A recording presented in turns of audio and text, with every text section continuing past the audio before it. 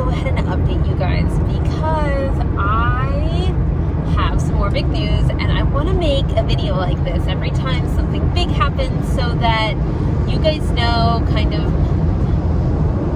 what it's like to have these big milestones in making a game. Because one of the main reasons I'm wanting to make these videos for this channel is so that people who, like me, have no real idea of what they're doing when making a video game kind of have at least a step-by-step guide of what the process feels like. Like, I know there are lots of books out there that basically say, hey, do this, then this, then this, then this. Though, to be honest, none of them are obvious enough or, helpful enough that I feel like we know exactly what we're doing. But I feel like having this vlog style video where you have an idea of not only what we're doing at any given time, but also like what that process feels like, or like what to prepare for, what's the most stressful, what's the easiest, like what do people gloss over in the books. I'm hoping that's super helpful. So that, even if no one ever watches this video, is kind of what I'm going for with these. And so I wanted to go ahead and update you guys and let you know that we've chosen a studio name. We basically read a book a little bit ago. I'll have to pull the name and maybe I'll even put it in the comments. That was super awesome. I mean, it was all about this one guy who created the game called Dark, D-A-R-Q, and he did it alone. He hired a few things out, but mostly he's a one-guy studio, and the thing he emphasizes the most is marketing and PR and making sure that once you've created this awesome game, people know about it. People know that it's going to be released, people are excited about it, so that you actually sell copies of the thing that you've been working so hard to do. So one of the main goals that we've been trying to do is get these social medias started, and they don't have any posts on them yet. Like, they are baby social medias. But we have them now, and in order to do that, we had to decide on a name. So we thought about a bunch of them, and I might, if you guys are interested, kind of go through the process of how we chose the name that we did. But we ended up settling on, I feel like I need like a drum roll, but I'm driving so I can't do that, Studio Grumble. I can go over kind of why we ended up choosing that name, but it ended up kind of just being like a fun, first of all, I can like picture it in my head, which is how most of the coolest decisions we've made throughout this process, like that's like my sign that, okay, that's the thing you should go for. That's going to be a good symbol of what you want it to be and all of that. And so I can totally picture it and kind of how our like title sequence thing is going to go. Plus it was available. Like, after we basically wrote down like 5 different names, and then we chose our top 2, and then we looked up those 2 to see, okay, these don't seem to be present anywhere on the internet. Can we get the domain? Can we get the Facebook? Can we get the Twitter? Can we get the YouTube? Can we get the TikTok? Like, can we get all of these different things that go along with it? Because you can't just like randomly choose a name and have it, right? Like, if someone is creating something that, number 1, you don't want to come up when people are searching your brand, or number 2, that is the same vein that you're trying to create. Obviously, you can't choose that just because you like the name. So just know that that's something I would highly recommend doing early on, even if you're not planning on posting anything right away. That was something that I'm really glad we have done. We have all of the social medias pretty much reserved, because at the end of the day, even if you aren't going to post on them ever, you don't want someone else posting on them as you, right? Like, you don't want someone else going out there and trolling and, posting as Studio Grumble when they have nothing to do with it and could even be posting cruel or inappropriate or whatever things and damaging your brand. So we are really excited to go ahead and do that. And we've got a lot ahead of us. The one thing I forgot to say, oh my gosh, literally the last time you guys saw me, I was buying an iPad, and I hadn't touched it. I had no idea what I was doing. I literally was such a brand new baby at drawing, and here we are 2 days later, and I'm still a brand new baby, but I'm a brand new baby with some basic skills. So here, 1 second. All right, sorry about that. I ended up getting a phone call. What was I saying? Oh, I started as such a baby artist, and then I've been drawing a few things over the last few days. Now, let's not get excited. It's things like a tree, and a bush, and a rock. But when I first started, I had no idea how to use the program that I'm using, Procreate, and now I've learned enough skills that I to go ahead and insert some footage here of me, because I screen recorded. I was like, oh my gosh, this is my first time drawing. It's going to be so great. Like, let me screen record this and show them how it goes, and they can see me be amazing. Spoilers, it was not amazing. And you're probably seeing it right now, so I don't even need to worry about saying spoilers, but it's pretty awful, and I couldn't figure out how to do it. It was like, I can't even draw a straight line, I can't even draw a circle. Like, how on earth am I going to do anything for the art of this game? I have never been an artist in my life. Like, my sister is the artist, she's amazing, and even that, like, is not the path in life she's gone. She was just always, like, of the two of us, the artsier one. But I've been practicing, and I watched a couple of videos about what it takes to shade, and they were super helpful. I will try to remember to tag them in this video so that you can have access to that as well.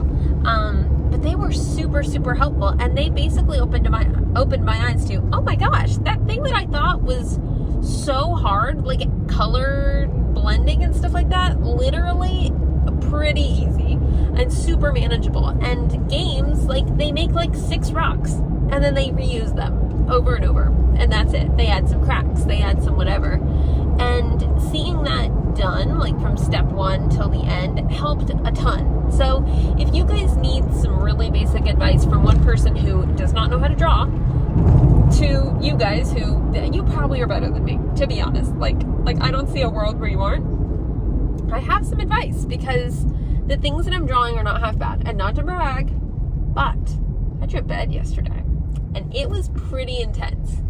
It's a canopy bed, and if it ends up making the final cut, it's literally in Silver's room. I don't know if I should say that. That's maybe a spoiler. In the very first scene. So, very excited about working on all that. And I'm really excited to kind of get some opinions. Now, I am a sensitive human, so if you hate my artwork, leave this channel and don't tell me, because I will probably cry. But I'm really excited, and I'm hoping that the right people find this video and see it and see that, like, I am literally just a girl who came to gaming like 7 years ago through my husband. I know it's a pretty common story, and I hate that, because I wish that, like, girls were introduced to games earlier too. Like, don't get me wrong, I played some awesome games. The Nancy Drew games were my jam. The Clue Finders games, Putt Putt and Freddy the Fish. Like, as a kid, loved games, you know. And then I grew up, and I basically would just play Mario Kart or Smash with friends and all of that. Like, your pretty basic games. I didn't, like, go out and go, you know what I want to do? I want to play a game. Like, that is what I want to do. So I didn't really realize, like, the rich options and atmosphere that there was until too late. Like, I had never played a first-person shooter in my life until Eric kept playing in front of me. Eric's my husband. In college, and I was like, that game is so violent, but it looks so fun. And so that was the first time I ever played a game. I was so bad at it. Like, that was a game like that, a multiplayer, competitive, co-op. And, you know, I've learned so much since then, and I know how picky I am about games, that I want to create a game that people will really like. Now, is this a first-person co-op multiplayer shooter? Absolutely not. It's about as far as you can get from it. But there are things like, for example, I also played Hollow Knight. Love that game. A lot of inspiration for, like, me liking the kind of game that we're creating came from me playing through Hollow Knight, which I never would have thought I would ever play through, because, you know, if you watch, like, the speedrunners or whatever, like, they make it look, like, so incredibly technically challenging that I wouldn't have necessarily thought that it was something that I would enjoy. But I played through it, and we are taking, like, the love and the competition and the difficulty and like the joy of accomplishing something that hard, and I'm hopeful that we're adding story to it, right? And don't come for me, I know Hollow Knight has story. My husband, it's like one of his favorite games, and he loves all the lore around it and all of that.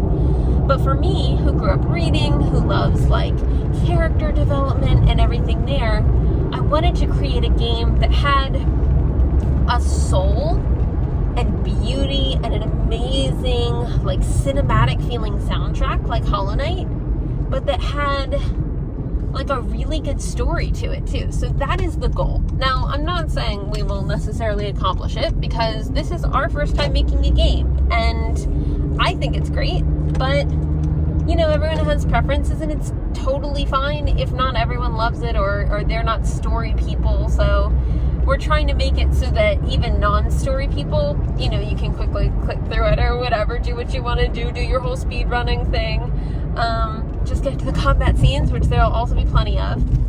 But for those of you who do love a good story, I want this to feel like you're falling in love with the characters, and that, like, you know them and everything. So we'll have to see how that goes. That's a whole part of script development, and I'm sure we'll talk a lot about that. I don't know if I mentioned this, but that's actually the main thing we've been working on for the past, like, 6 months. We ended up writing about 40 pages of script. And then we totally changed our minds about the fundamental beginning of the story and how the world, like, is physically structured on the map. And so now we're doing a lot of, like, throwing things in the trash and starting over. So, you know, that's a little disheartening, but it's for the better. So if you are thinking about making your own game, that's definitely a lesson that I've learned so far, where, like, it's okay to create something that you know might get changed later. Like, just do it. Just create. And if you have to change it later, hey, at least you practiced the first time and you got something out of it, right? Even if it's not the final product, you got a skill out of it. You got, you know, better at something by doing it, and you understood that you needed to do something different. So, like, you know, I'm sure there are some amazing game writers out there and authors who they don't need editing or whatever. We were not those people, and we are not those people, and we're still in early days. You know, who knows? Maybe we'll get to something that we literally just can't draw, and we'll have to change the story. But I don't think that's going to happen. And one of our main things, I might do this if I talk about, like, if I end up making a video about the other things we thought about naming our studio. But one of the main things that's important to us and that we wanted to define ourselves by was, like, a good story, because that's important to both Matthew and me. And don't get me wrong, we fight a lot about what good story means, because he's a different kind of gamer than me, and we care about the characters in different ways and stuff like that. But, okay, now I'm rambling. I'm talking too much. This is what I do. This is what may cause me to be the worst vlogger in the history of the world. But that's okay, because this video is for me and anyone else who does not sit alone with their thoughts well, and just, you know, whoever wants to be a part of this community. So anyway, I just wanted to update you guys on how the art is going, that we've named our studio. I hope you guys like it. If there are any of you guys even out there, who knows? Maybe I'm just talking to myself forever, and that's okay too, because I will look back on this and go, oh my gosh, that process, I can't believe they thought they were doing that then. Like, who knows? Maybe we'll end up having something happen and we won't even be able to be called Studio Grumble. But for now, I'm really excited about it, and I'm really glad that you're getting to see this video, if anyone is. And, you know, welcome to the community. I hope to make more and more videos as we go through and share with you basically just the process of what our experience is like making a game that I'm really passionate about but have no credentials to be making whatsoever, and what that process looks like through hard work, like educating myself, and, you know, working through anything that comes up. So hope you guys are all having a great day, and I will talk to you soon. Bye.